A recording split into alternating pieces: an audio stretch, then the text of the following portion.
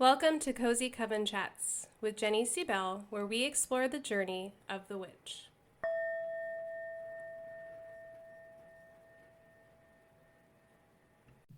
Hey witches, and welcome to another Cozy Coven Chat. I'm your host, Jenny C. Bell, and we are looking at and talking about the week of October 12th.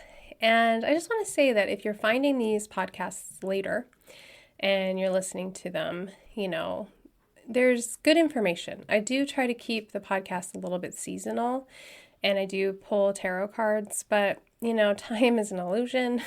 Everything's multidimensional. You find it when you find it. So don't get hung up on that. If you're like, I just found the show and I'd like to listen to past episodes, do it. Totally, there's maybe little wisdoms in there for you, and everything finds us at the right time. I think about that a lot.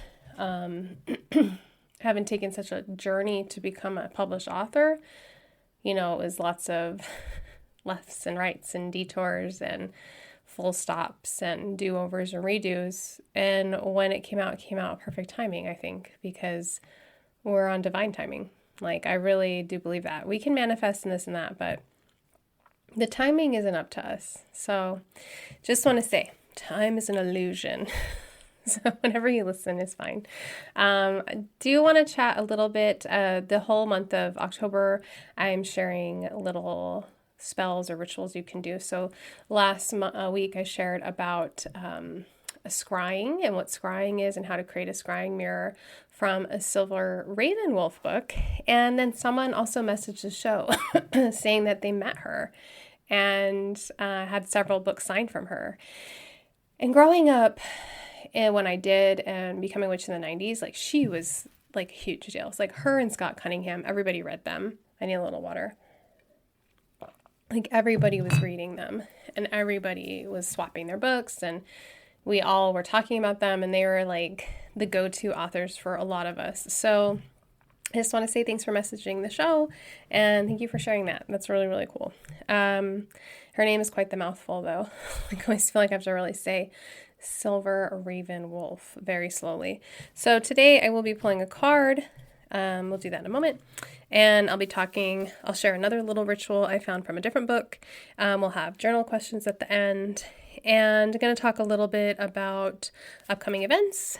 And yeah, pretty much talking about what we're talking about in our coven too. And I want to talk a little bit about a personal philosophy that I just wrote about on Substack. So let's find the energy for the week. So what I do is prior to the show, open up sacred space.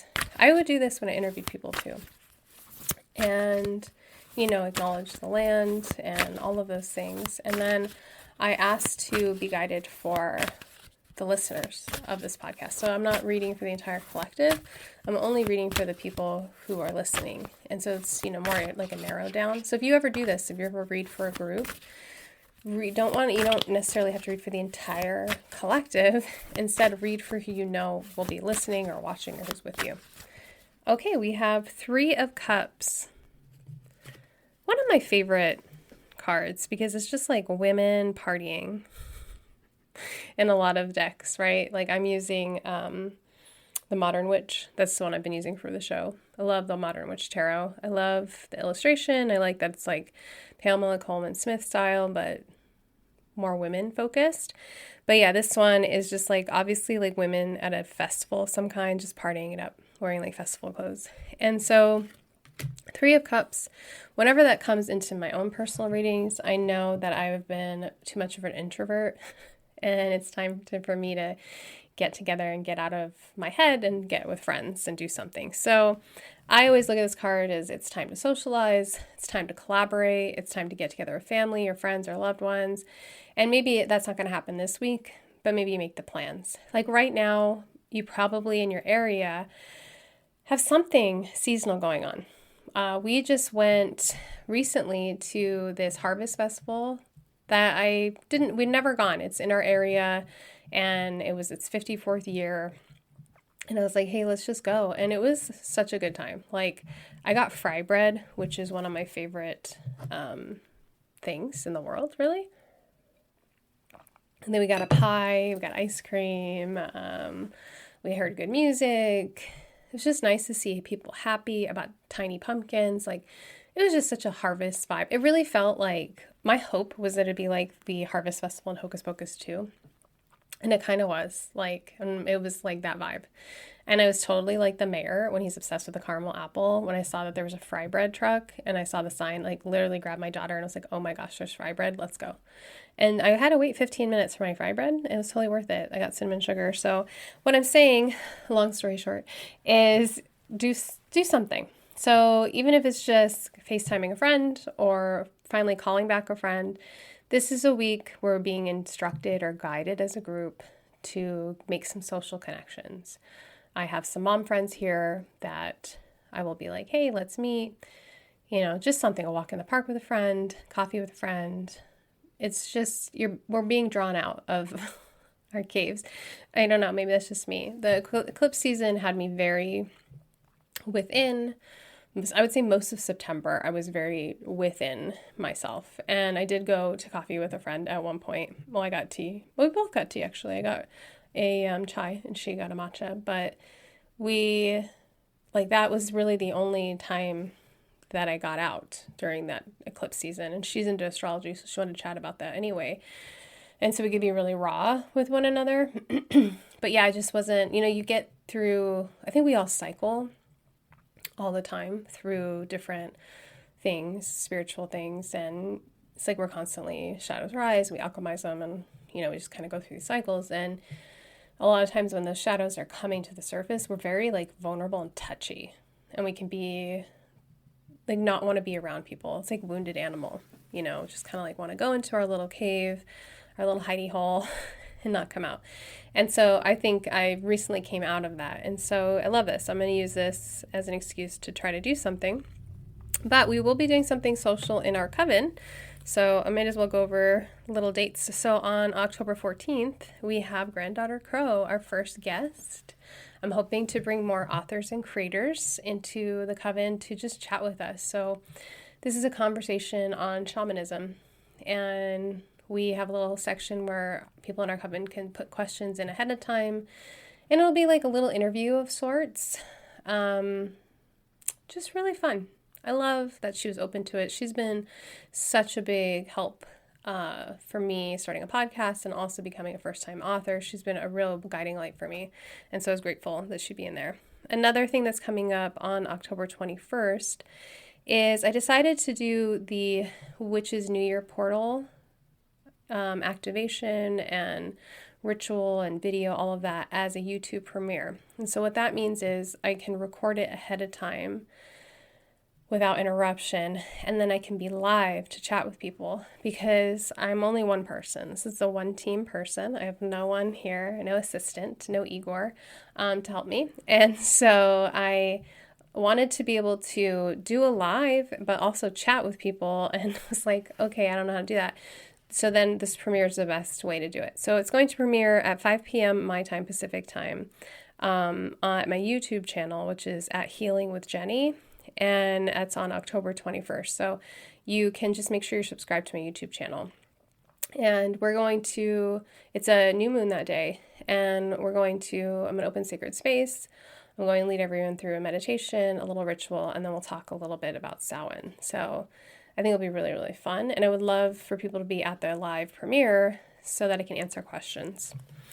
So that's kind of what's going on in there. Another thing that's been going on is we've been talking a lot about shadow work in our coven and just like tools we use and what shadow work is. So we've been sharing like favorite podcasts on it and card spreads and cards we use and books we've read and journals. And I have a reading for shadow work on my Etsy where I look at shadows that are rising, and then there's some journal questions, and it's basically like a guidepost, because what a shadow is it comes from Carl Jung, who was one of the founding people of modern psychology and psychiatry. Psychology. Believe it or not, I studied psychology. I took several classes in college, and you don't really talk about Jung that much because modern psychologists don't really use a lot of Jung and Freud things because they're kind of spiritual. Jung was into astrology, There was a spiritual aspect he would talk about. And then Freud, was just good. It was a good start, but it wasn't everything.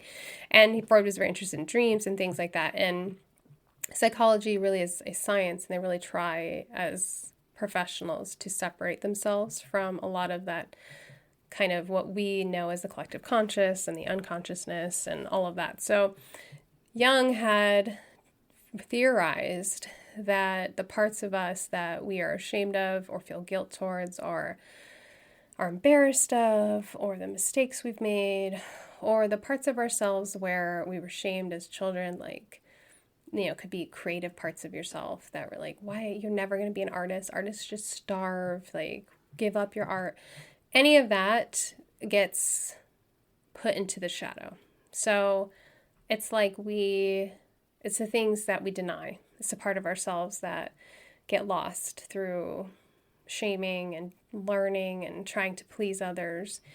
And so shadow work is allowing whatever those things are, those feelings, stories, thoughts, to arise, to come up, and to not be ashamed of them, to really work at acknowledging them, and then eventually transmuting them or alchemizing them, meaning that you let the shadow present itself, you acknowledge it, and you try to just let it be a part of you without judging yourself. And it's so interesting because, it's like, yes, we have one mind, but do we really? Like, we have this ego part of ourselves that is like an overprotective parent that's often telling us things to keep us safe, but are not really helpful a lot of the times.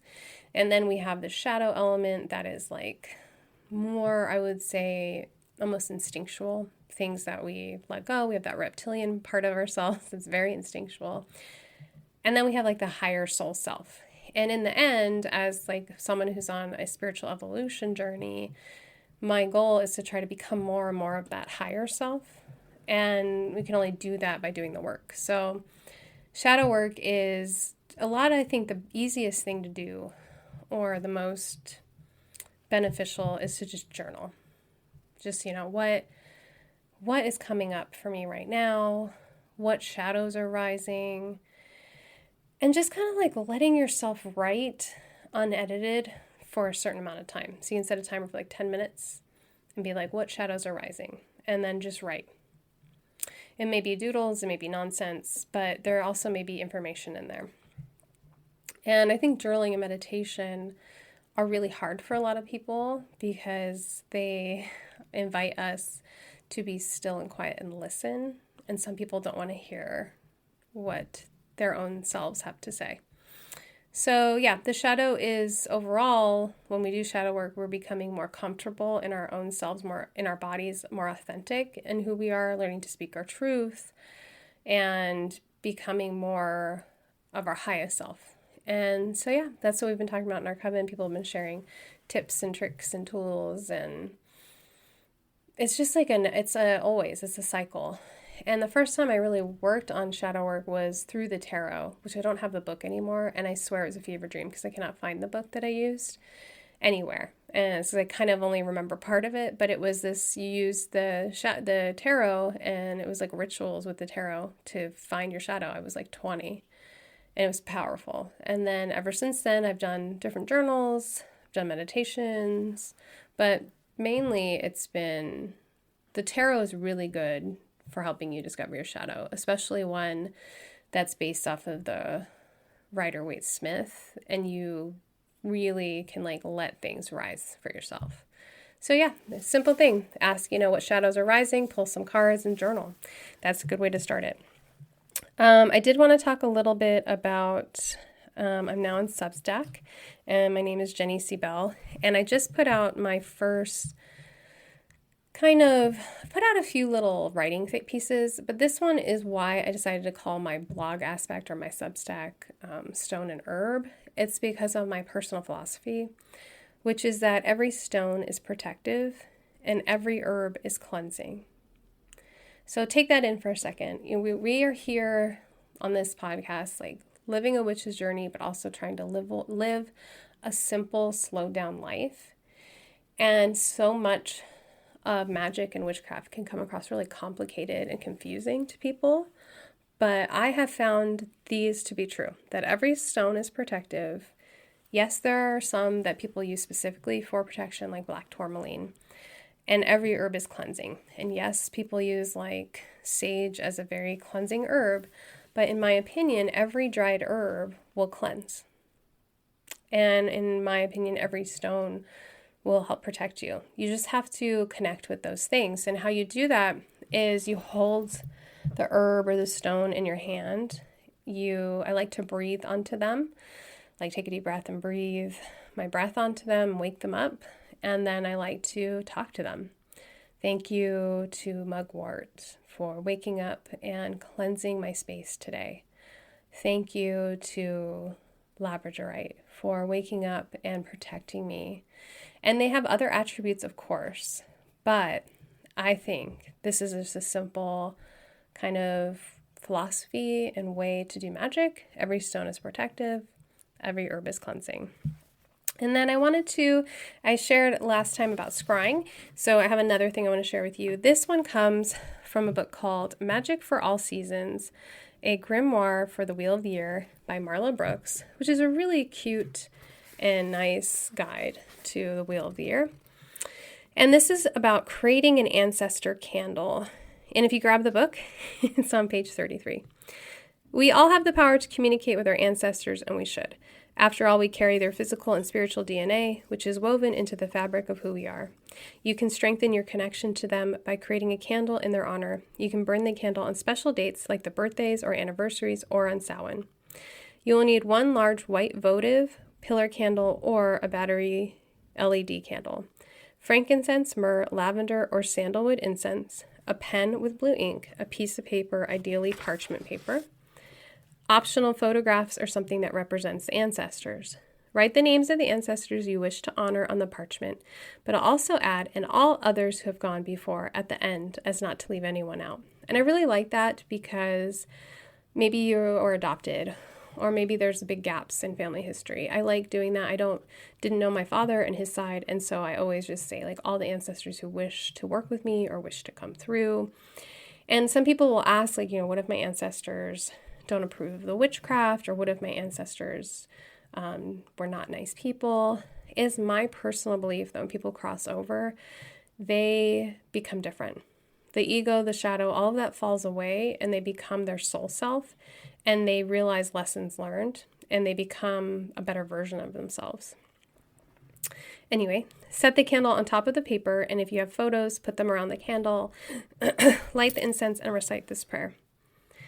As the veil between our worlds has thinned, I call upon those who have come before, those I have known, and those who have gone long gone. Your blood runs through my veins, your spirit fills my heart, and you will always live forever in my soul. You will live within me and will never be forgotten. With this light, I honor your memory, so mote it be. And so we are still in the energy of autumn, moving towards Samhain. And so, this is the energy of connecting with loved ones past, letting things go, letting shadows rise. It's the energy of letting things fall away. It is the energy of being grateful for the things you harvested or the things that happened this year.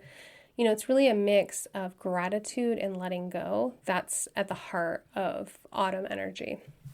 And so I'd leave you with a few little journal questions. So 1, where can you invite ancestor practice into your daily life or day-to-day or ritual? So if you want to work with ancestors, how could you do so? What is one fun or social event you can do? Maybe you can look for a class to take, or you can look for like a free little get-together. Meetup sometimes has good things. What shadows are rising? And what are you grateful for? I personally started a gratitude journal when October started, and it's really helping me have clarity and be in a positive state. Our brains are wired to find the negative, and so when you keep a gratitude journal, especially one that you do at night, it starts to retrain the brain throughout the day to look for the good. So that's another really great journaling exercise to do right now. May you have a wonderful week, and I hope you do something fun. Blessed be. As always, thank you for listening. Please subscribe and share with a friend. If you haven't already done so, be on the lookout for my book, Spirit Crystals. Discover your crystal guide for healing and empowerment. Available wherever you buy books.